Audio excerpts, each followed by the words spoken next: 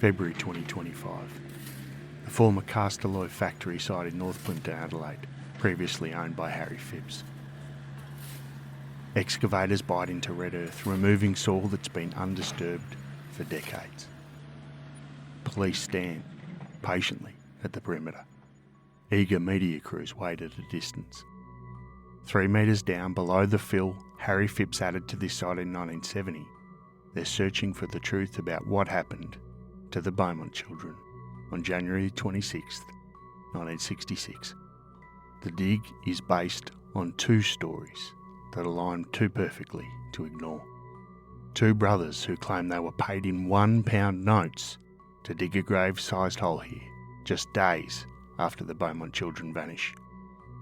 And Phipps' own son, Hayden, who saw 3 children matching the Beaumont's description enter his father's property that day. According to investigators, Hayden repeatedly told them, "The children are in the pit, the sand pit." Professor Maciej Henneberg works with forensic precision. Shovel, then trowel, the way archaeologists uncover ancient burials.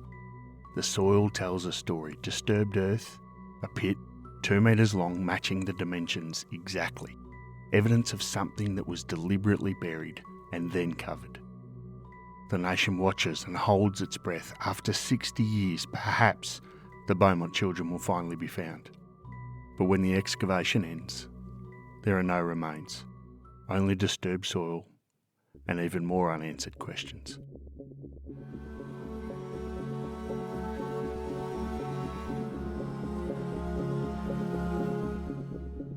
Welcome back to Struth, a podcast exploring Australia's most perplexing mysteries.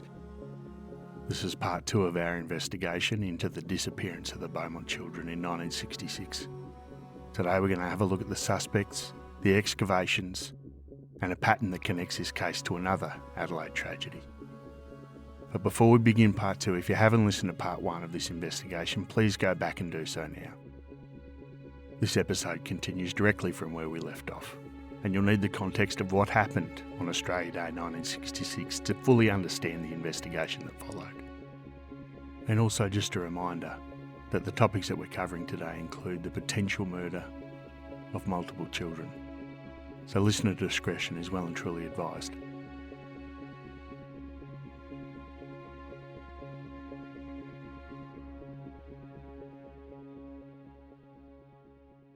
Over the decades, investigation into the Beaumont children's disappearance would examine more than 100 potential suspects.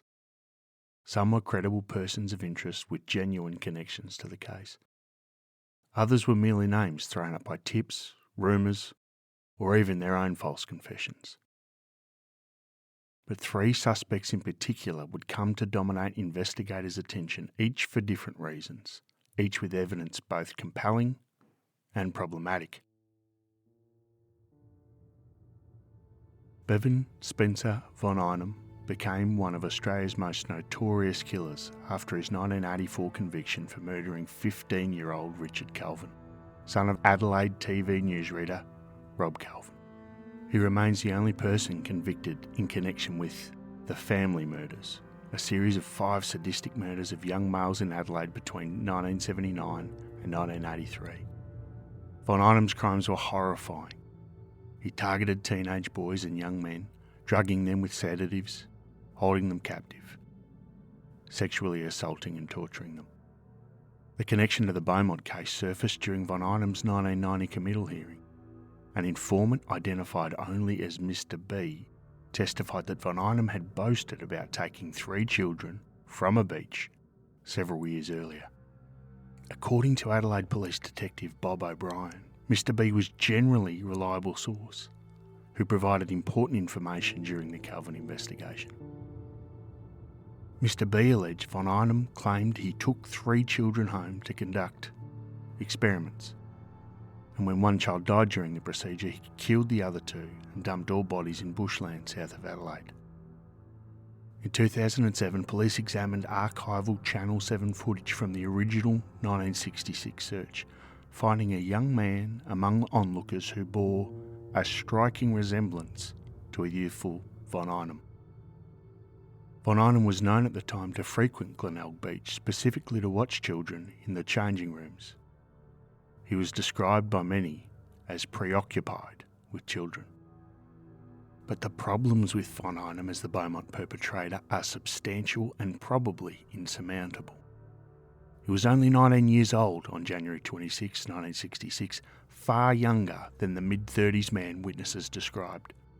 Even more problematic, all of Von Einem's known victims were males, specifically teenage boys and young men aged 14 to 25. The Beaumont children included two girls, Jane, 9, and Anna, 7. This represents a dramatic deviation in victim selection that serial offenders rarely display. It's also important to note the police reception of Mr. B's alleged confessions was, well, mixed. Detective Bob O'Brien noted that other details relayed by Mr. B did not fit known facts about the Beaumont case and were regarded with scepticism. Von Einem died in prison in 2013 without ever confessing to the Beaumont abductions. He remains a person of interest primarily because he refused to cooperate and he's a convicted child murderer capable of extreme violence. But the age and victim profile issues make him an unlikely perpetrator.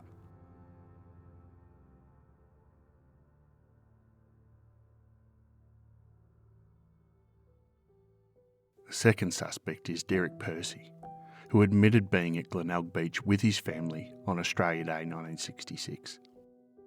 This single fact made him a significant person of interest, despite being only 17 years old at the time. Again, far younger than witness descriptions. Percy was Australia's longest serving prisoner, detained from 1969 until his death in 2013, 44 years of imprisonment. His only conviction was for murdering 12-year-old Yvonne Toohey, whom he abducted from Ski Beach in Warneet, Victoria on July the 27th, 1969. He was found not guilty by reason of insanity in 1970 and detained indefinitely. In 2014, a coroner formally ruled posthumously that Percy had also abducted and killed 7-year-old Linda Stillwell in 1968. He was suspected of involvement in 8 to 9 other child deaths. Percy's statements about the Beaumont case are both incriminating and frustratingly vague. In a 1969 interview shortly after his arrest for the Toohey murder, when asked by a friend, who was also a young policeman at the time, Percy stated that he was in Adelaide at the time and that he could have killed them, but he didn't remember a thing. This pattern of placing himself at crime scenes while claiming memory loss characterised all of Percy's responses to accusations about multiple child murders. He used phrases like, "I could have," "possibly," "I might have," "I don't remember." Psychiatrists found he had the capacity to repress memories of crimes. But in addition to being too young to match witness descriptions, Percy is also considered an unlikely suspect because there's no evidence that he had access to a car in 1966, which would have been essential for transporting 3 children. Percy died in July 2013 of lung cancer. Police questioned him on his deathbed, hoping for a confession. He remained chatty, but made no admissions, dying without ever confessing to any crimes beyond Yvonne Toohey's murder.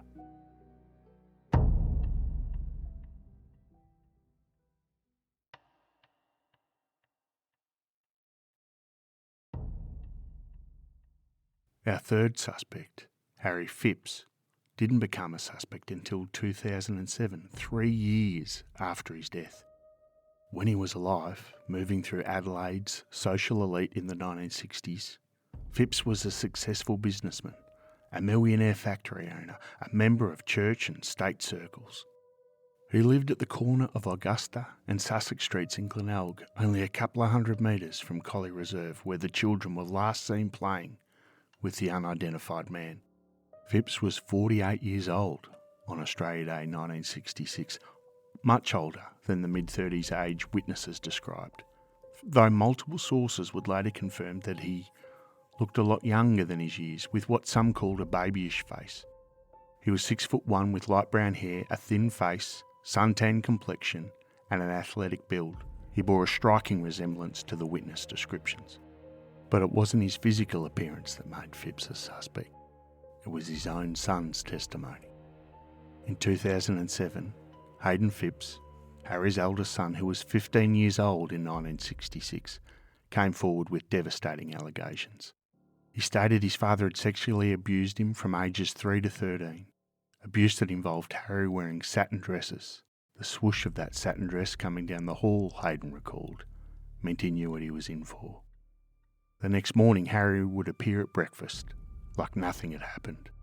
But Hayden's most explosive claim concerned the Beaumont children.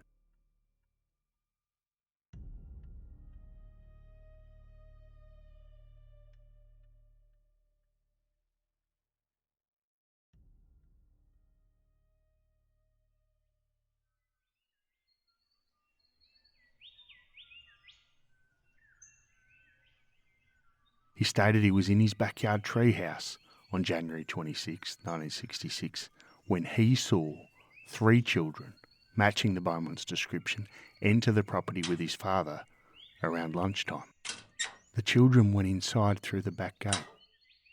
Hayden later saw them being carried to a car, a Cadillac, with fins. Hayden repeatedly stated over the years, the children are in the pit, the sand pit, at the Castalloy factory. Polygraph expert Steve Van Apperen analysed Hayden's recorded interview and concluded, he's telling the truth, but he knows more. Independent experts in Holland analysing his statements reached similar conclusions. Statistics show only 5 to 8% of child sexual abuse allegations are false, giving Hayden's claims high credibility. He died in 2016, never wavering from his account. The circumstantial evidence supporting Phipps as the perpetrator is extensive. He owned Castalloy, an aluminium foundry in North Plympton, Adelaide, a factory with extensive property, a cottage that was out of bounds to all staff except Harry Phipps, and most significantly, a furnace. Around 1970, 4 years after the Beaumont children disappeared, Phipps allegedly added approximately 1 metre of fill to some sections of the factory grounds, potentially providing additional protection to a burial site. Phipps was also known to give out £1 notes to children, exactly the denomination Jane used to buy lunch. 2 brothers came forward claiming they were paid by a man matching Phipps' description to dig a 2 metre by 1 metre by 2 metre grave-sized hole at the Castalloy factory 2 to 3 days after the children had disappeared. They were paid in £1 notes. The location of Phipps's home created what investigators call a perfect triangle between the Collier Reserve, Wenzel's Bakery, where the children made their final confirmed purchase, and his residence. His front door looked directly down Sussex Street to Jetty Road. He could have encountered the children at the beach, walked them a short distance to his home using the story he'd established during earlier grooming sessions, and transported them to his factory with minimal risk of detection. A factory that on a public holiday would have been deserted. Multiple allegations identify Phipps as what investigators call an undetected serial predatorial paedophile. A woman came forward in 2018 alleging Phipps raped and sodomised her in the 1970s when she was 14 near his factory. And in 2025, new evidence revealed that Phipps's niece married a cousin of Jim Beaumont in the years after the disappearance, a family connection that could explain how Phipps might have known the children and established their trust. Former South Australian Detective Bill Hayes stated, in this particular case we've got over 30 coincidences lining up to Mr. Phipps. Hayes spent years investigating the connection and concluded, I tried really hard to put holes in the theory, but I'm convinced he's the one. And Hayes mustn't have been alone. Over the years, both police and private consortiums have excavated Phipps' Castalloy factory site with the hopes of finding evidence or perhaps even the remains of the children. In November 2013, the first excavation searched a 1 metre squared section at the North Plympton factory site. Ground-penetrating radar found one small anomaly which can indicate movement or objects within the soil. Excavation revealed no additional evidence. Police announced at the time that this line of inquiry is now at an end. But it wasn't the end. In January 2018, Channel 7 Adelaide sponsored a private investigation using advanced technology. Electrical resistivity tomography, which measures electrical resistance in the soil, surveyed the site. The technology identified grave-like stratigraphic features with anomalous resistivity values. Hope surged again. After 52 years, perhaps the children had finally been found. On February the 2nd, 2018, excavators returned. A 9-hour dig reached approximately 1.5 metres depth. Media crews gathered. Family members waited. The nation watched. They found animal bones and general rubbish, but nothing related to the Beaumont case. The dig cost taxpayers approximately $250,000 and yielded nothing but disappointment. Still not the end. Earlier this year, February 2025, 59 years after the disappearance, independent MP Frank Pangallo organised a privately funded week-long search with forensic archaeologist Professor Maciej Henneberg, author Stuart Mullins, and former South Australian detective Bill Hayes. This excavation was more extensive than previous efforts. Over 3,000 cubic metres of soil were removed, digging 3 metres deep to reach the 1966 ground level. The rationale was compelling. Phipps had added approximately 1.5 to 2 metres of fill to the site in around 1970, meaning that previous digs hadn't gone deep enough. They needed to reach the ground level that existed in January 1966, before Phipps had altered the landscape. For a week, excavators worked methodically. They found a pit 2 metres long, 2 metres deep, of disturbed material. The dimensions matched the grave-sized hole the two brothers claimed they'd been paid to dig. Professor Henneberg excavated with forensic precision using shovel and trowel, the way archaeologists uncover ancient burial sites. The soil told a story of something being buried and later covered. The disturbance patterns suggested deliberate concealment. Everything pointed to this being the location. But there were no remains of the children. Phipps died in 2004 before becoming a public suspect and cannot be questioned. He was never formally cleared, but neither was he ever charged. The evidence against him is substantial, but circumstantial. Without a body, without physical evidence, without the ability to interrogate him, the case against Harry Phipps remains compelling but unproven.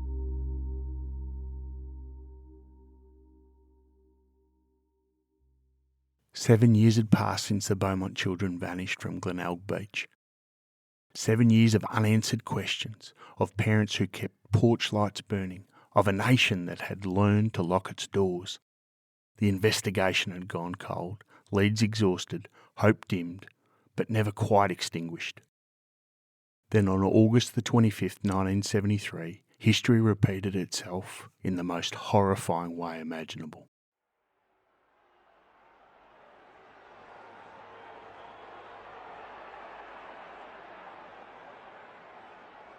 Adelaide Oval was packed that afternoon.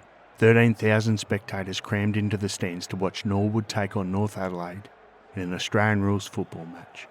Among them sat the Ratcliffe family, Les and Kathleen with their 11-year-old daughter Joanne and their oldest son. Nearby, 4-year-old Kirsty Gordon sat with her grandmother while her parents attended a function in Renmark. The day was bright and unusually warm. Joanne, who had been to the Oval dozens of times, knew her way around the grounds intimately. During the game, she struck up a friendship with little Kirsty, the way children do, easy, immediate, uncomplicated. So when Kirsty needed to use the bathroom during the third quarter, Joanne volunteered to take her. The two girls headed off together hand in hand toward the women's facilities about 300 metres from where their family sat. They never returned. When 15 minutes passed with no sign of the girls, Kathleen Ratcliffe's concern turned to alarm. She went looking. Then Les joined the search. Then Kirsty's grandmother, as the final siren sounded. They were still searching, their panic mounting with each passing minute. At approximately 5 o'clock, an announcement crackled over the Oval's PA system, asking for Joanne Ratcliffe and Kirsty Gordon to return to their families. But witnesses had already seen something that would transform this from a case of lost children into something far more sinister. Anthony Kilmartin, a teenager selling lollies at the match, had seen a man carrying a young girl under his right arm, walking quickly toward the southern gate. An older girl, who he would later identify from photographs as Joanne, had been following, looking frightened. She tried to stop the man, kicking him in the knee, but the man had kept walking, moving with a purpose, and witnesses assumed he was simply a frustrated parent dealing with difficult children. Other witnesses reported seeing the girls near a bridge by the Adelaide Zoo, about a kilometre from the Oval. One witness claimed to have seen them between North Adelaide Railway Station and Port Road in Thebarton. Then nothing. The girls had simply vanished into the crowded streets of Adelaide. By 5:12 p.m, police had been notified. By evening, the entire nation was reliving a nightmare. The parallels to the Beaumont case were impossible to ignore.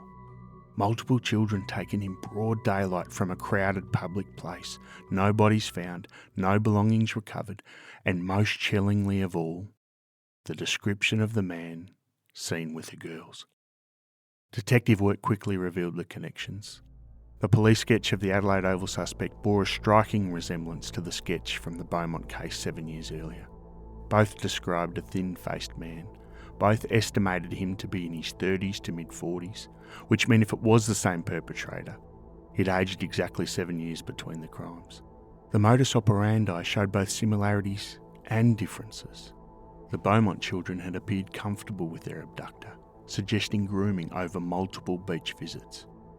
Joanne and Kirsty, however, had never met their attacker before. This was opportunistic, forceful, brazen, yet the core elements remained.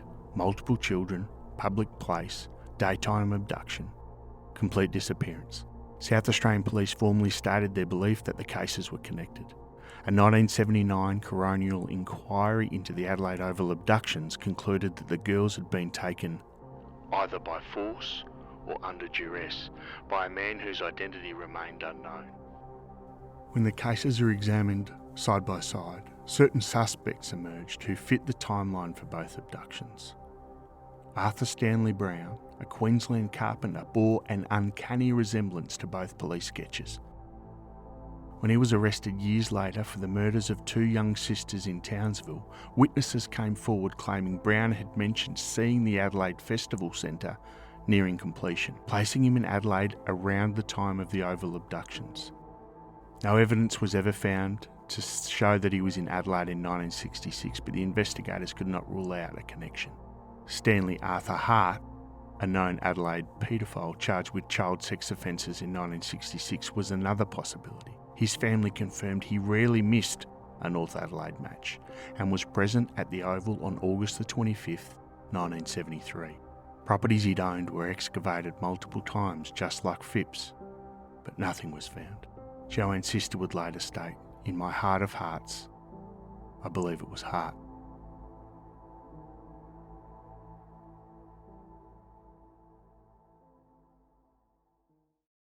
For Jim and Nancy Beaumont, January 26, 1966 never ended.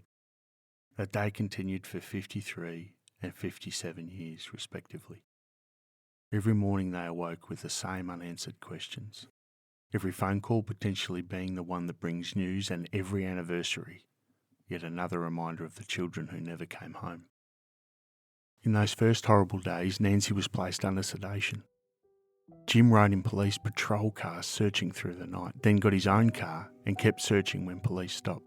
5 days after the disappearance, he appealed for his children's return on national television and broke down, unable to continue. The cruelty that followed would test them beyond endurance. In 1968, they received letters purporting to be from Jane, arranging a meeting at Dandenong Post Office in the eastern suburbs of Melbourne, hundreds of kilometres away. They drove there, hope building with every kilometre, but nobody appeared. It was a teenager's hoax. In 1990, newspapers published computer-generated images of what the children would look like as adults, against the parents' wishes. Nancy refused to look at them. People approached Nancy in public to accuse her of involvement. Even some police cast suspicion on the parents. The Beaumonts stopped speaking to the media after 1968. Too traumatised to continue, they separated in the early 70s and later divorced, though they remained friends, united by a shared loss. Nancy lived until September the 16th, 2019, 53 years of not knowing. A friend who visited near the end said Nancy told him, "I've been through so much, nothing can hurt me anymore." Jim lived until April the 9th, 2023, 57 years of searching, and both died without answers. But their tragedy rippled outward, transforming an entire nation. Before that fateful day, it was completely normal for children to travel unsupervised on buses, visit beaches alone, roam freely. Nancy wasn't being careless, she was being a normal 1960s Australian mother. But after the Beaumont children disappeared, that ordinary life ended for every family in Australia.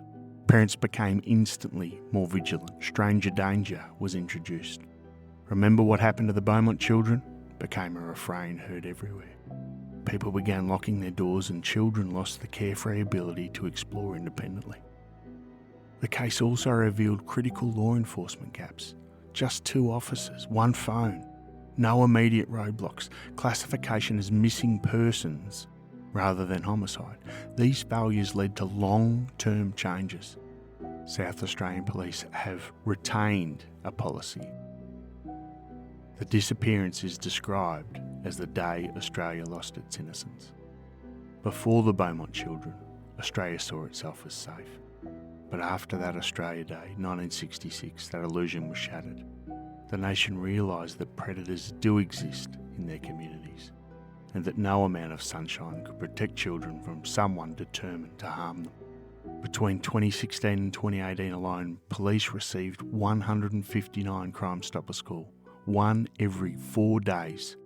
60 years later, the Beaumont children are still on the mind of a nation, and they've become part of Australia's cultural mythology, taught to new generations as a watershed moment.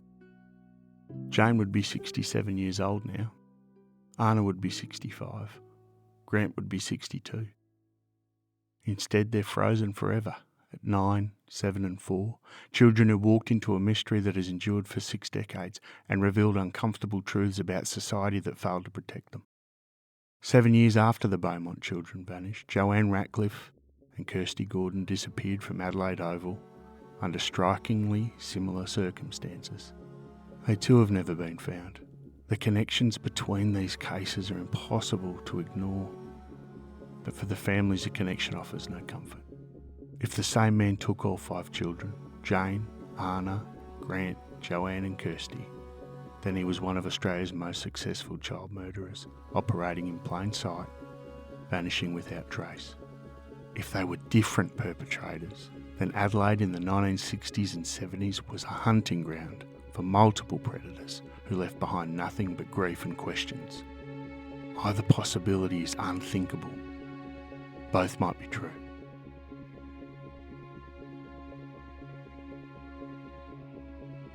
Thanks for listening to this special 2-part investigation. Next week, we'll be exploring a very different kind of Australian mystery, one that takes us to Victoria's high country, the home of a reclusive hermit known only as the Button Man. And just before I go, I just want to send a big thank you to everyone who's shown their support for the show so far, who shared it with a friend or liked us on one of our social media platforms. If there's a case that you'd like me to discuss, that you want me to investigate, an Australian mystery, true crime or otherwise, please reach out either on Instagram or Facebook or struthpodcast@gmail.com. Until next week, thank you very much.